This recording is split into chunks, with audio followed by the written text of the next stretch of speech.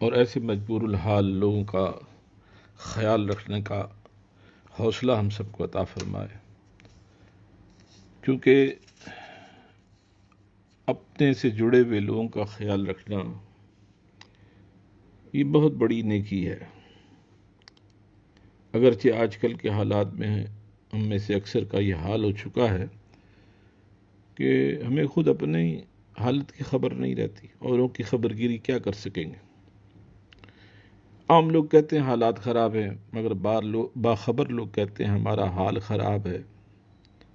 ہمارا حال ٹھیک ہو جائے تو حالات خود بخود ٹھیک ہو جائیں گے۔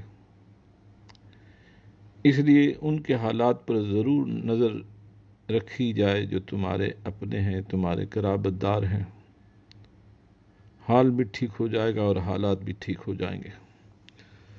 آج تو قریبی رشتوں میں بھی لحاظ اور مروت اور احساس ختم ہوتا جا رہا ہے۔ بہن بیٹی بیاہ دی جائے تو برسوں نہیں پوچھتے کس حال میں ہے، کیونکہ اتنی فرصت ہی نہیں کہ ہم ان کی خبر گیری کر سکیں۔ بس بیاہ دیا، فارغ ہو گئے، جان چھوٹ گئی۔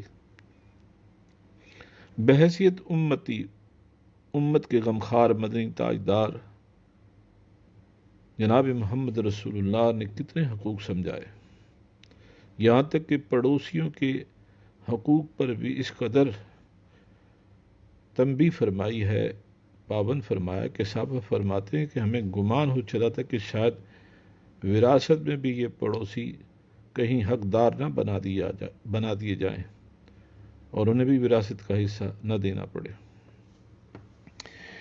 برکف دوسروں کا خیال رکھنا، اور پھر دیکھیے اپنے ماتحتوں کے لیے تو خاص حکم بھی ہے کہ ان کا ضرور خیال رکھا جائے، اور حضرت عمر فاروق رضی اللہ تعالیٰ عنہ بحیثیت ایک حکمران ہیں، مگر رعایا کا کتنا خیال رکھنا چاہیے ایک حاکم کو۔ وہ کوئی ان سے پوچھے، خلافت کا بوجھ کندھوں پر ہے، حکومتی، ریاستی، سفارتی معاملات بھی ان کی ذمہ داری ہے، مگر رعایا کی خبر گیری بھی اپنا ذمہ سمجھتے ہیں۔ رات کے وقت مدینے کی گلیوں سے گزر رہے ہیں، دیکھا ایک بڑھیا دروازے پر بیٹھی ہے، خیریت پوچھی تو اس بڑھیا نے بتانے سے اجتناب کیا۔ آپ نے دوبارہ پوچھا اور فرمایا کوئی تمہاری مدد کر سکوں؟ کہنے لگی میں بوڑھی ہوں، بیوہ ہوں، ساتھ بے اولاد بھی ہوں، کوئی سہارا نہیں، اور 25 دینار کی مقروض بھی ہو چکی ہوں، 3 دن سے کچھ کھایا بھی نہیں ہے۔ غلام کہتے ہیں کہ حضرت عمر رضی اللہ تعالیٰ نے جو ہی سنا دوڑ لگائی، گھر پہنچے، کچھ کھانا پکایا کھانا موجود تھا، وہ ساتھ لیا بیت المال سے 2 بوریاں اناج کے لیے، 25 دینار اپنے کندھوں پر 25 دینار ساتھ لیے اور سارا سامان اپنے کندھوں پر اٹھائے۔ غلام کہنے لگا یا امیر المومنین مجھے اٹھانے دیں۔ فرمایا وعدہ کر قیامت میں بھی میرا بوجھ اگر اٹھا لے گا تو۔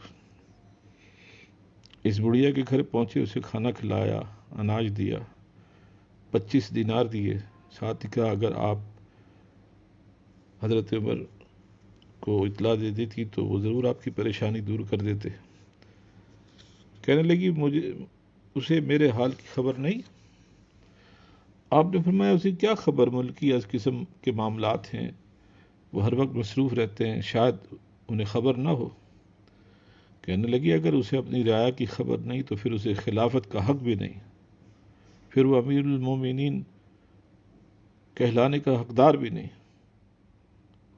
امیر المومنین وہی ہونا چاہیے جو غریبوں کی خبر رکھ سکے۔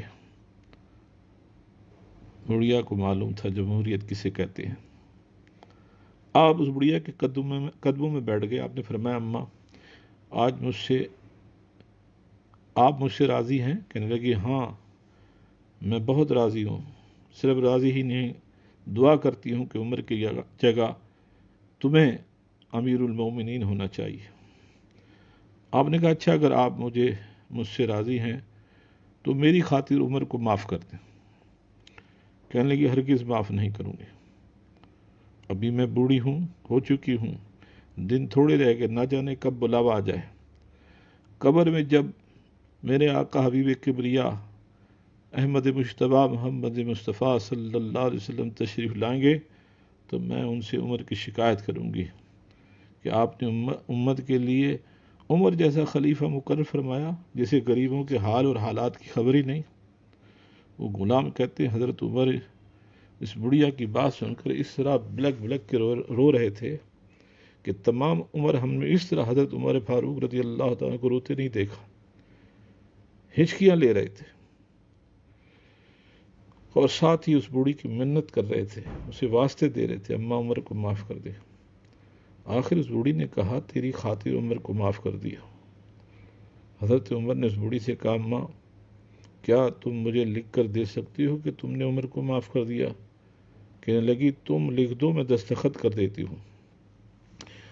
ادھر حضرت علی رضی اللہ تعالیٰ عنہ اور حضرت عبداللہ بن مسعود آپ کو ڈھونڈتے ڈھونڈتے وہاں پہنچ گئے، آ کر کہنے لگے یا امیر المومنین ہم تو سارے مدینے میں آپ کو تلاش کرتے رہے، شام سے کچھ وفود آئے ہیں جو آپ سے ملنا چاہتے ہیں۔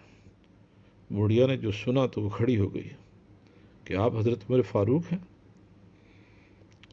اس کی حالت دیکھ کر حضرت عمر فاروق نے فرمایا اماں دستخط کر دو، کوئی خوف دل میں نہ لاؤ۔ وہ لکھی ہوئی سند حضرت علی اور حضرت عبداللہ بن مسعود سے کہا کہ آپ دونوں گواہ کے طور پر دستخط کر دو، اور حضرت علی سے کہا وعدہ کریں جب میرا انتقال ہو جائے تو میرے کفن میں یہ سند رکھ دیجیے گا تاکہ میں اپنے آقا جناب محمد رسول اللہ صلی اللہ علیہ وسلم کی حضور پیش کر سکوں اور عرض کر سکوں کہ آپ کی امت کی بڑھیا کو میں راضی کر کے آیا ہوں۔ اللہ کا نہیں کیا حقداروں کا حق سمجھنے اور ان کا حق ان تک پہنچانے کی فکر رہتی تھی، آج وہ فکر ہم سے دور ہو گئی ہے۔ ہم اپنوں غیروں کی تو بات دور ہے، اپنوں کی بھی خبر نہیں رکھتے۔